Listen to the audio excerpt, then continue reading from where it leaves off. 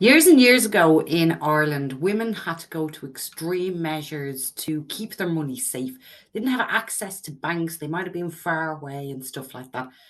So, what some of them used to do was save up all their pennies and their shillings and whatever and keep them in a pot. And this pot wouldn't be kept up on their shelves, but it would be kept at a little cubby at the back of the fireplace, the fire. So the money couldn't be accessed by anybody when the fire was actually lit without their hand being burnt. And the mother would always then clean out the fireplace and look after that as a role. And that's where she'd hide her money.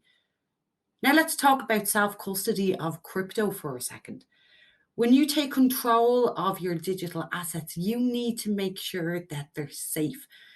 And there's best practices that you should follow in order to keep your cryptocurrency safe.